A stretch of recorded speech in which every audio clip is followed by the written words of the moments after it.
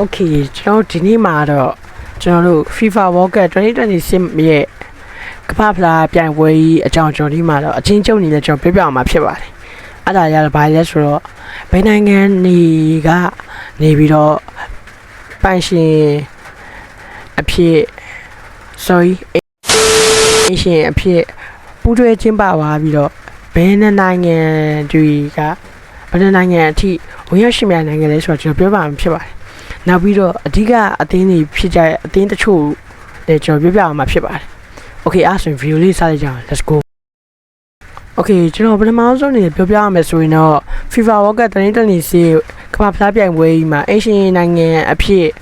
ပူးတွဲပြီးတော့ကျင်းပခဲ့တဲ့နိုင်ငံကတော့အားလုံးစုစုပေါင်း3နိုင်ငံရှိပါတယ်။အဲ့နိုင်ငံတွေကတော့ဘာလဲဆိုတော့ American, Canada, Mexico စတဲ့နိုင်ငံ3နိုင်ငံကအေရှန်နိုင်ငံအဖြစ်လက်ခံကျင်းပခဲ့ရပဲဖြစ်ပါတယ်။နောက်ပြီးတော့ဘယ်နိုင်ငံတွေကပါဝင်ရှင်ပြိုင်နိုင်ငံလဲနောက်ထပ်ဘယ်နိုင်ငံအထိပါဝင်ရှင်ပြိုင်နိုင်ငံလဲဆိုတော့ကျွန်တော်ထပ်ပြီးပြောပြပါဘယ်နိုင်ငံအထိပါဝင်ရှင်ပြိုင်နိုင်ငံလဲဆိုတော့48နိုင်ငံအထိပါဝင်ရှင်ပြိုင်နိုင်ငံပြီးတော့အဲ့ဒီတည်းမှာကျွန်တော်အဓိကကျတဲ့နိုင်ငံ10နိုင်ငံကိုကျွန်တော်ပြပြအောင်ဖြစ်ပါတယ်အဲ့နိုင်ငံတွေကတော့ Mexico, American, Canada, Brazil, Spain, Japan, Egypt, ပြင်သစ် Australia စတဲ့နိုင်ငံတွေပဲဖြစ်ပါတယ်နောက်ပြီးတော့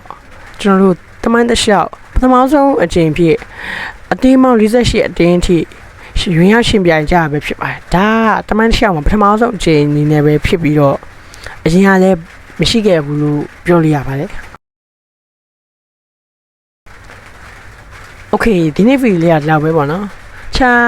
team up ဖွဲ့ view များကိုလည်းကျွန်တော်နောက်ထပ်ဖန်တီးရရှိပါတယ်။ဆိုတော့ကျွန်တော်ရဲ့ဒီ YouTube channel လေးကိုlike and subscribe လုပ်ပြီးတော့အားလုံး